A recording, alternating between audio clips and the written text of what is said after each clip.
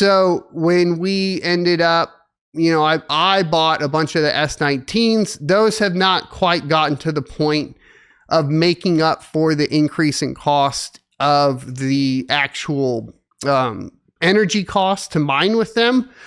So that turned into not the best investment, not the uptick. It's similar to, and that would be a great question, right? Is like, would it have been better to put the money into Bitcoin or into, old miners? I think at this point, like obviously if you took the snapshot right now, and you looked at when I was buying miners, say when Bitcoin got all the way down to like 14,000 or something like that. If I would have taken, like, let's say it was 10 grand, you put 10 grand into miners at the time, you maybe get what? Like, I'm trying to think back then, you would have gotten 20 S19s, something like that. And, or you would have gotten 2/3 of a Bitcoin. And the value of the S19s, while up now, aren't really up that much. And new equipment's obviously coming out nonstop. But if you would have been in Bitcoin, it would have been higher, right? So I think the mining game is getting extremely more difficult at this point. I think for me personally, sticking to GPUs would have been a better plan. Obviously I think I spent the same amount on GPUs as I did on ASICs, but either way, I think both of them are struggling. GPUs luckily held their value, but only the top end GPUs because of AI. And I think that makes things a little bit more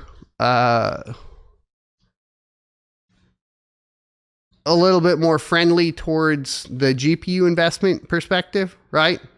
We'll just have to wait and see. Like Stan says, like if Bitcoin price was higher, the S19s would be better.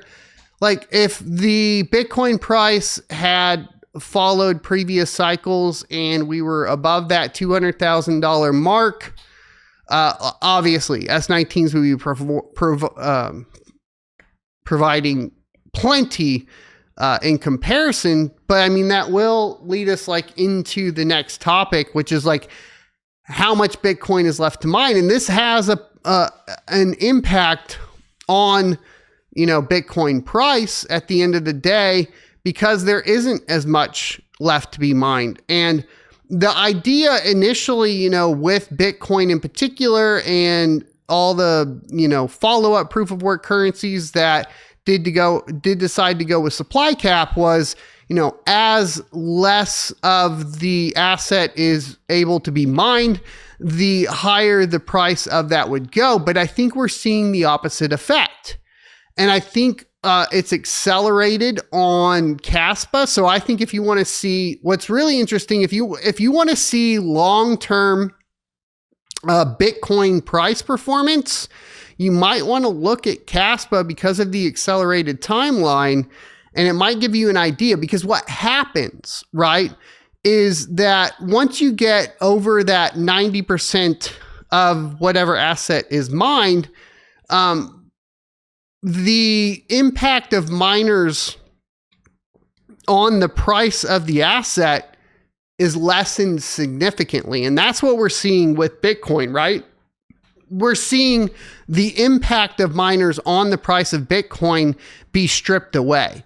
And so miners are just not as relevant, I think, on the network as they used to be. And that's because a majority of the asset is in the hands of the holders. And the holders, like I always say, you can only make so many millionaires before someone decides to realize that they're millionaires in fiat. And when they do that, the price goes down. And that is what happens when a majority of the supply is not being provided by the miners anymore. So as of May 2025, 19.6 million Bitcoin have been mined, or about 93.3% of the total supply.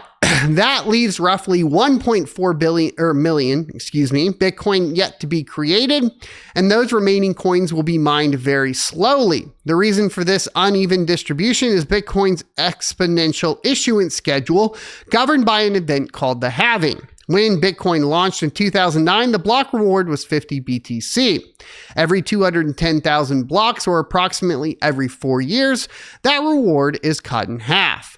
Because the early rewards were so large, over 87% of the supply was mined by the end of 2020.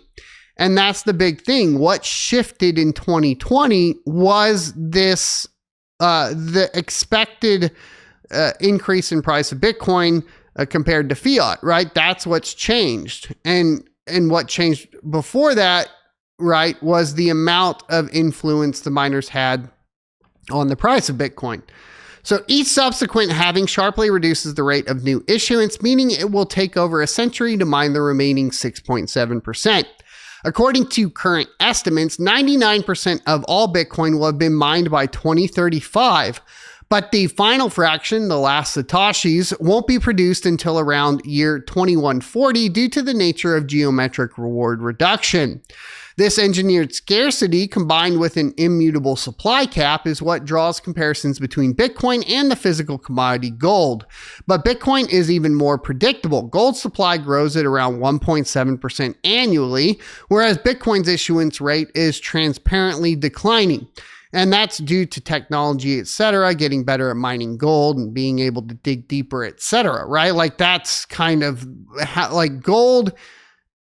I don't think Bitcoin and gold is a good comparison because the mining process is completely different. You can say, well, there's a finite amount of gold, and that's fine. The difference is that gold, as technology gets better, there's more available gold, right? So as technology improves, more gold is available. And eventually, right, when we're mining in space, there is effectively an infinite amount of gold. So once technology is to the point to where it can, go outside of what's available on this planet, then obviously you end up with this theoretical infinite amount of gold. And that's just dependent on technology at the end of the day. I think it's a completely different asset at the end of the day. I mean, if you're just theoretically thinking about it, right? Estimates from firms like Chain Analysis and Glassnode suggest that between 3 million and 3.8 million Bitcoin, roughly 14 to 18% of the total supply, is likely gone for good.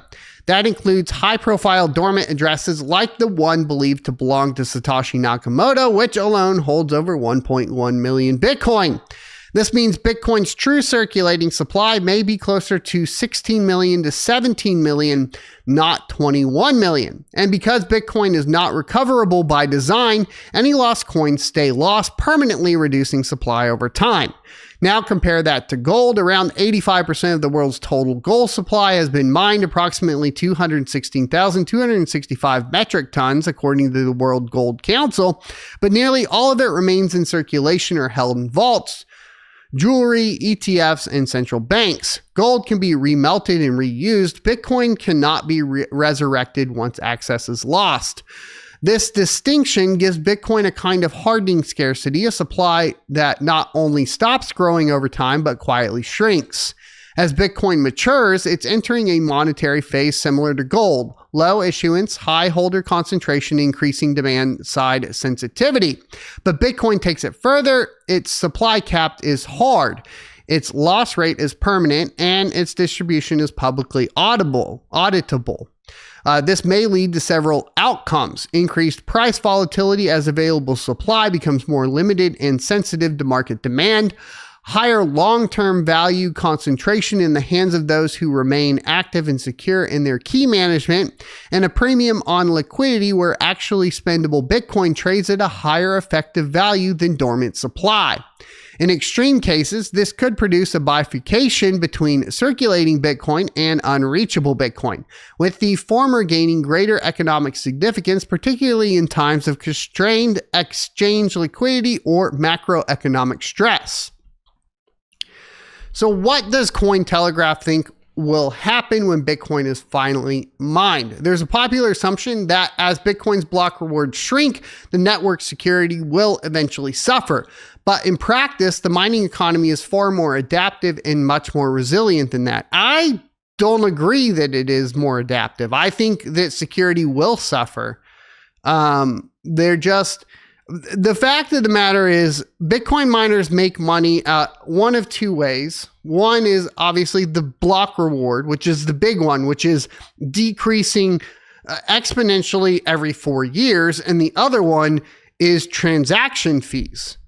And the further along we get, right, ever since past 2020, the amount of transactions on the Bitcoin network are decreasing significantly. I hope you enjoyed this clip from the Crypto Mining Show. If you would like to see more from this particular episode, take a look up here. Don't forget to also subscribe to the channel. And if you want to support me directly, you can go to sonofatech.locals.com and become a member.